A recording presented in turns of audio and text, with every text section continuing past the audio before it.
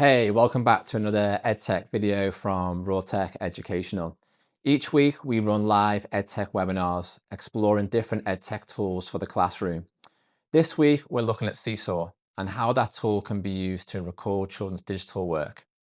If you like the video, please do give it a like so other teachers can see it. And don't forget to hit the subscribe button to keep up to date with all of our new content. Enjoy today's session. Afternoon, everybody. Welcome to another one of our EdTech webinars from Tech Educational. This week, we're coming through live on a Thursday. Each week, we either host these live webinars on a Tuesday or Thursday. You'll see on the screen right now is a QR code that will take you to what's called our link tree. And on there are all the links to all of our social media platforms. And yes, we are now on TikTok. I'm trying to get used to TikTok.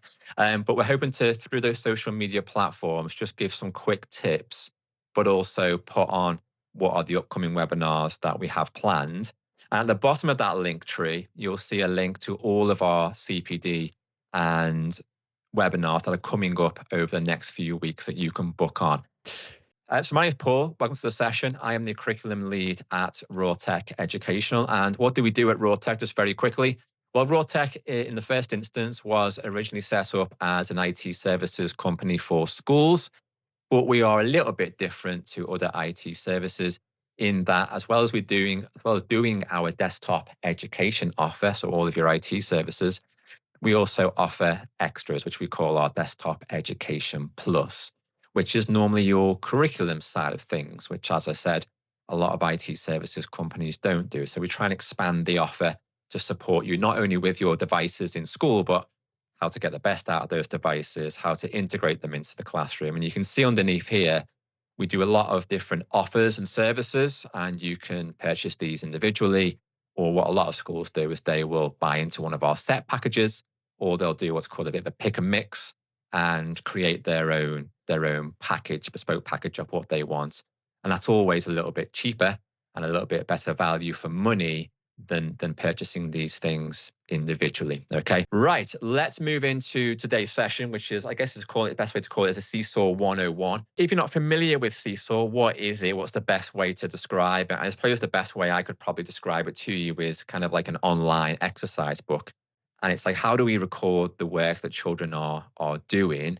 And normally we'd have to take a screenshot, download it, print it, stick it in books, and that all costs a lot of money. Then how do we evidence things like videos that we make or audio files like podcasts? We can upload that to Seesaw as an evidence bank.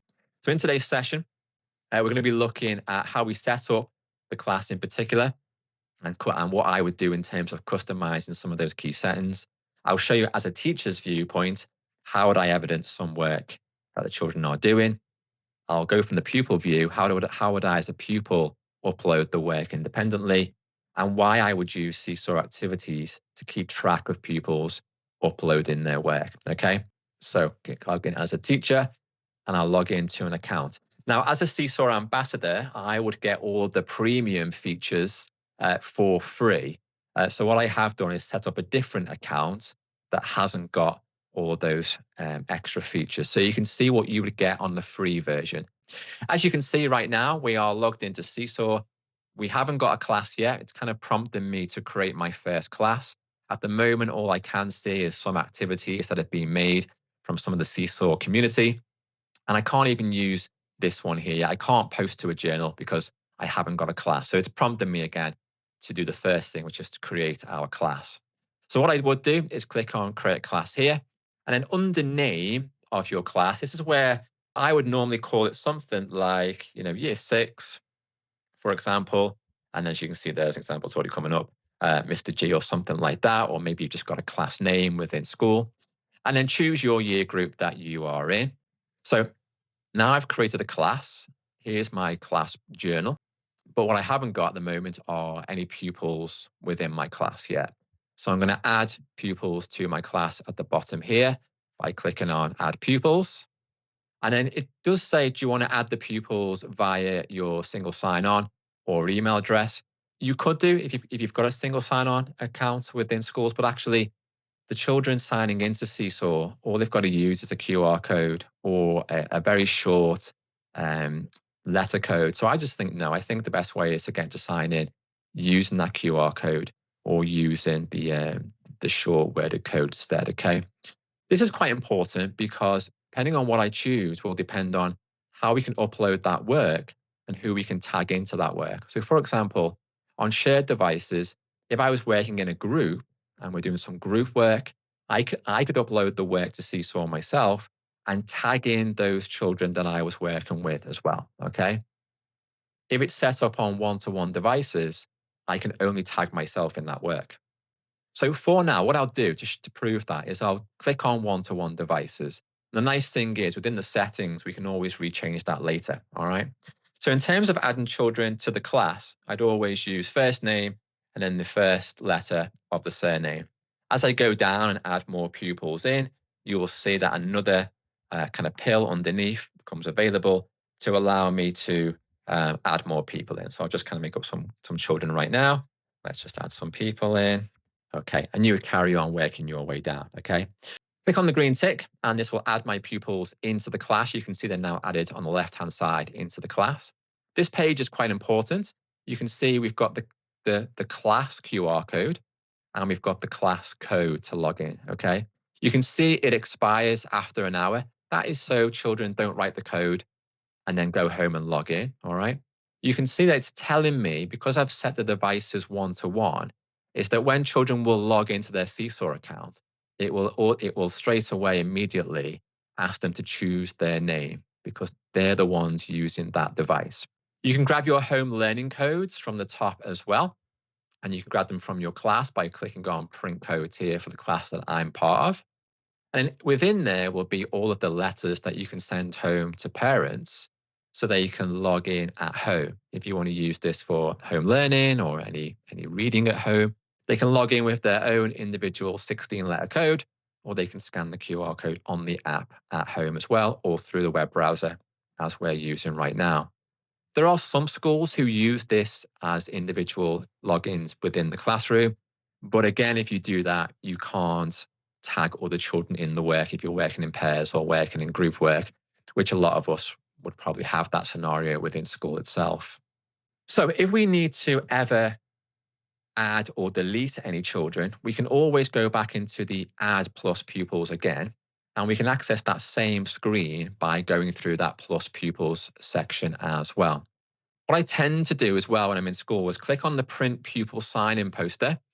You can choose what language you want. And then from here, what I used to do was I would not print all this out. It's quite a waste of paper there. I would just snip tool that QR code, paste them onto an A4 page, print them off, snip them out, laminate them, and put them around the room. So either on the children's tables or on the walls. So children, when they knew it was a Seesaw lesson, they could just come to the app and scan the QR code to log themselves in. We can log in with that class code we saw before, but what I tend to find is by using that class code, the capture forms come up, whereas the QR code normally bypasses that capture form. So my recommendation is always try and get the children to log in with the app. You can use the app both on an iPad or a tablet. Actually, you could even hold the QR code up to the laptop and Chromebook camera as well, okay? Right, so I could go to add pupils. I could add more pupils in. And from here, I can manage the pupils as well. So on Adam's one here, I could change Adam's display name. Maybe there's only one Adam in the class. So rather than having Adam K, I could just have Adam if I want to, but his first name and last name would still be on here. I could change the icon. So sometimes with my younger children in school, they like to choose their own avatar. We can change the language as well. So what I will do is I'll change the language. There aren't too many options for different languages at the moment. And I know Seesaw are working on adding more and more languages for our pupils to make this as accessible as possible. Let's put it into French for now, and I'll go into Adam's account later, and you'll see how it is going to be in French. We don't have an email address for the pupil. That's fine. We don't have any family members at the moment connected. That's fine as well. And we can as well just go to their individual home learning code sheet as well. So imagine I've already printed off all those home learning codes. Adam comes in the next couple of days, says, Mr. Gary, I've lost my home learning code sheet. Can I have one? I can just go to Adam's profile here and just grab his sheet, print it off and give it to him. If Adam does leave my class, I can just remove Adam from the class at the bottom. That's not a problem. And if any children join my class, I can just add them at the bottom there as well. Into the settings at the top here, here's a few things that I might look at and change. Click on the spanner. You can change the class name if you need to. You can also manage who, in terms of teachers, can access the account. Now, on the free version, you can link 2 teachers to the account. So maybe you're the main teacher, but maybe also you've got a Hilter or something like that that you want to add to the Seesaw account as well, so that when you're off or when you're on your PPA time, that Hilter can just log in with his or her own account and will be able to access your classroom as well. We could change the class theme color. I always go for red, obviously being a Liverpool fan. We can also change the class icon color as well if you want to. We can change the sign-in mode. So if we need to go back to shared devices, we can do from here. We can manage pupils in the same way as we came to down here at the bottom momentarily ago. We can grab all the home learning pupil codes again. This bit's very important. Do we want pupils to be able to like everyone's post, everyone's work that they put up? Normally, I turn that off because children then end up just relentlessly going on to people's posts and pressing like. Again, do you want children to comment on posts? This might be an option where maybe you, in the kind of journal stream, you want to ask a question. So, for example, maybe we're starting a new science topic and you want to ask all the children, what do you think gravity is, children? And underneath your post that you've posted, the children could comment. But if that was turned off, they wouldn't be able to add those comments in. So I normally keep it on. New comments require approval. Again, you could turn this on and keep this on so that if anyone does carry on being inappropriate, it won't go live on the journal until you've approved that comment anyway. So a lot of teachers will probably keep that on if they are going to allow pupils to comment on people's work, their own work, and any kind of questions or comments that you put on the journal feed as well. You can change if you want people to see each other's work. Some schools like that and like to let pupils see their peers' work in school. This would always stay on. We always want to make sure that everything that children do requires approval. You, as the teacher, have to approve that. Item editing, I would normally keep these 2 on because a child might post their work to the journal and go, oh, made a mistake. I want to go back in and edit it. And then also, if I was working, Paul, I was working with Ross, but I accidentally tagged in Rachel by accident. I'm going to leave this on so Paul could go back into the post, remove Rachel, and actually add Ross to the work. So I normally keep those 2 on as well. And then I normally keep the sample pupil on. You can see at the top here, we've got a sample pupil because that way I can model things and then put the modeling into the sample pupils folder rather than putting it into somebody else's folder and then having to delete it along the way. You can turn on family access or not. If you do turn on family access, you just print off some family codes and send those home in the same way that you would send home the learning pupil codes. If you turn the class blog on, if there's some work that you want to go live across the world, you can add that to the blog. But normally I wouldn't do that. I want to keep everything kind of in-house. Folders is something that I definitely recommend because you'll probably be using it for computing in the first instance. But I imagine as it grows, you'll start saving work from maths and English and science and other curriculum areas. So we can save the work into those folders. Why is that useful? Well, then when a subject leader comes along to have a look at the work that they manage their subject in, they can just choose that computing folder, that maths folder, that science folder, and look at all the work that's in that particular folder. You click on create a folder, and you would start to create those folders and choose your color. So computing, for example, might be red. Let's put one more in. Maybe we've got science in there as well. Okay, there we go, science. I'll pop that green, all right. Show add to folder step. I always leave this on for both students and teachers. What does that mean? So when a child uploads their work, the next step before it's saved, it will ask the students, which folder do you want this work going in? So I normally train my children, my pupils in class to add that work to the correct folder as well. It saves me having to go back and move all the work into the folders. All right, so those are all the settings sorted. How do we as a teacher record some work? Maybe I've gone around the room and I've got my iPad and I've been recording some work that some children have been doing, and I want to upload that to the Seesaw journal rather than giving that that video file to the pupils, I can just do it myself. So what I would do is either click on, because we haven't got anything in the journal yet, click on post to journal here, but more applicably, in the future, we'll click on the big green add button in the corner, and then we would post to the journal. We can take a photo within the Seesaw app straight away. We can record a video straight away within the app. We can upload content as well, just directly to the journal.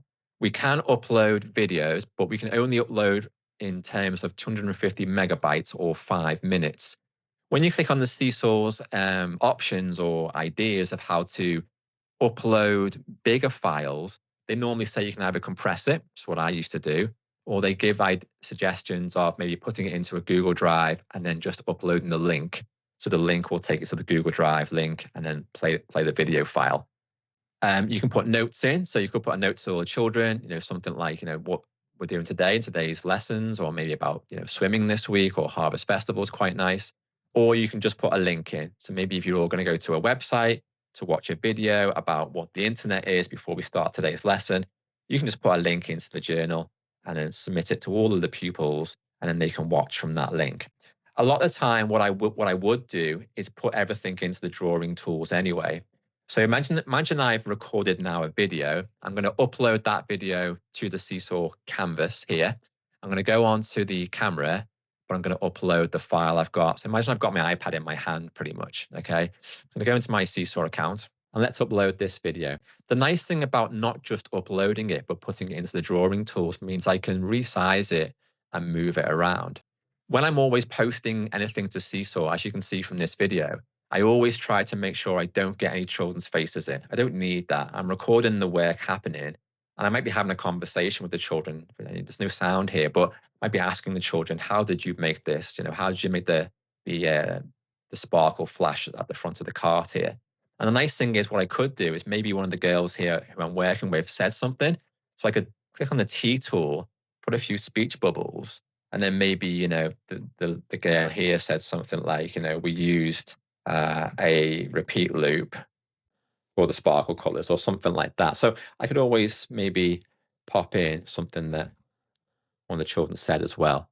And I can pop that on the side, which is quite nice, isn't it? So there's quite a few options about what you can do from the drawing tools rather than just uploading that file straight away. Once I've got my work uploaded, this little group work, I can click on the green tick. You can see, because I'm the teacher, it doesn't matter if it's set to one-to-one devices or shared.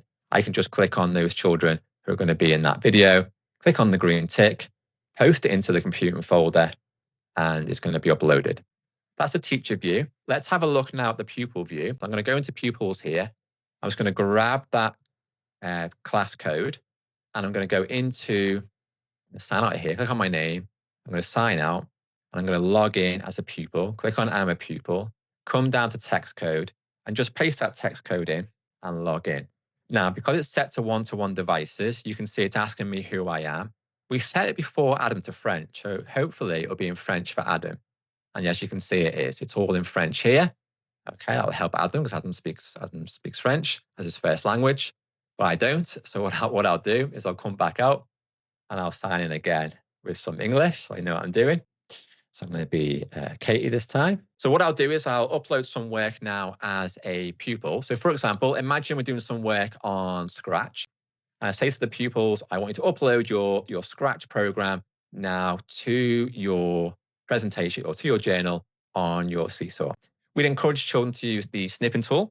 So I'm going to use the snipping tool now myself, and I'm going to snip the code. Some schools just get the kids to print the whole screen.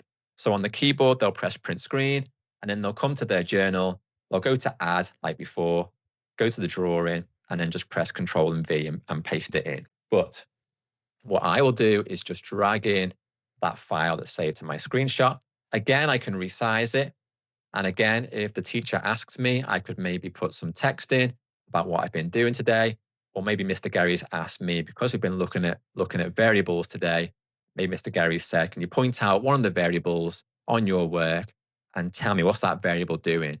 So maybe on the shapes, grab an arrow, point to one of the variables, and write some text, and then type in, say, what was one of those variables doing today? Tell Mr. Gary, everything's ready to go.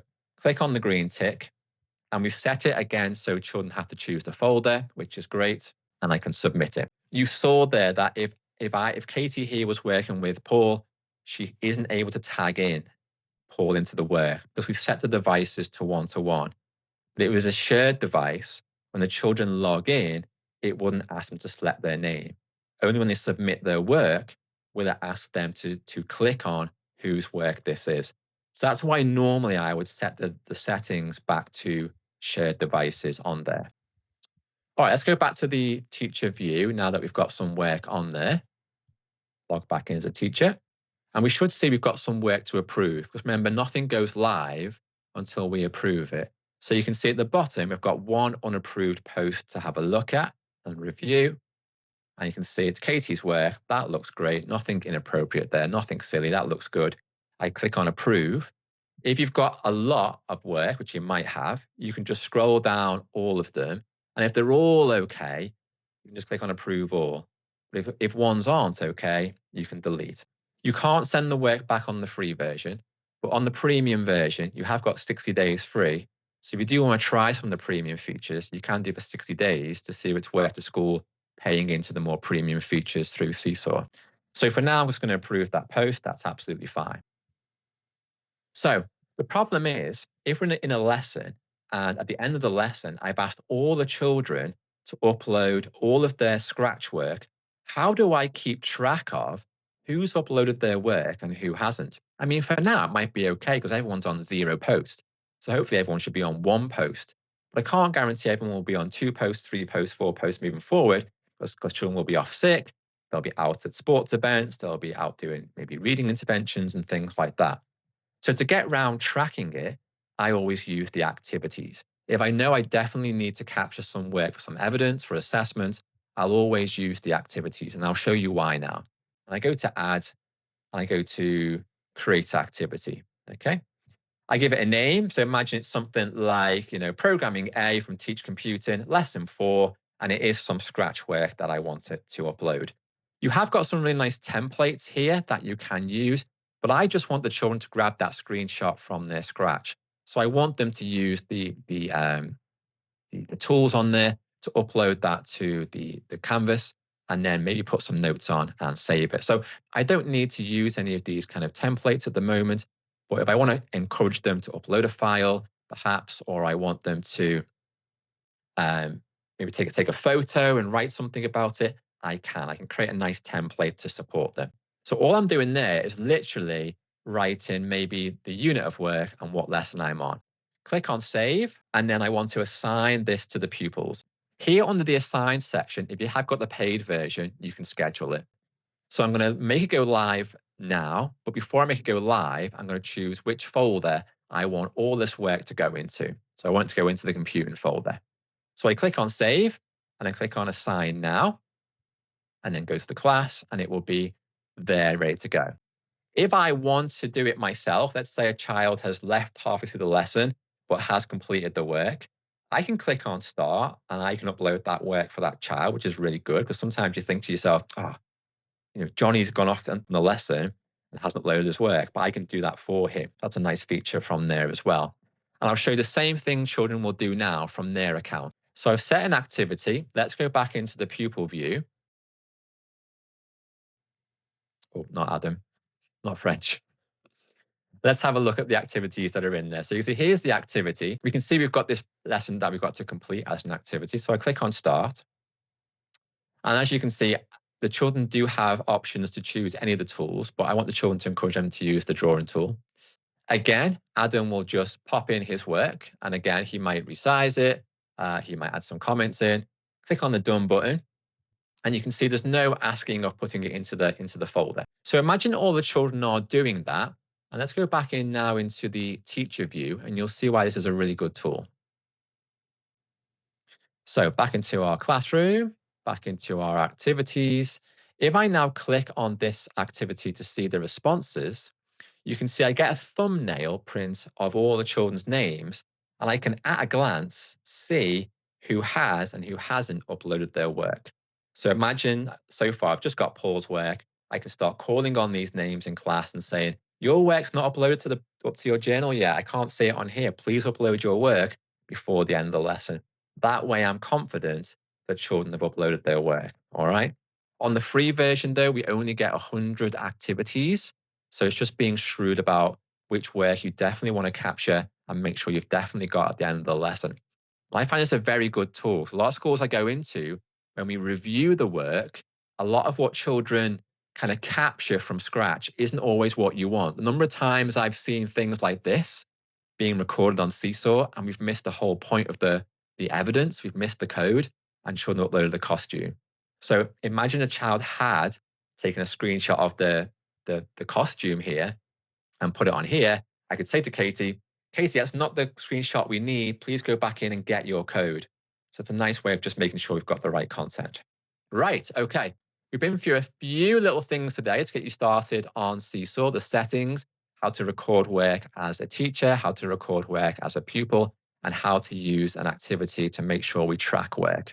Many thanks for sticking around and watching the video. We do hope you enjoyed the content. And again, please do subscribe so you keep up to date with all of our new content. We'll see you again next week. Goodbye.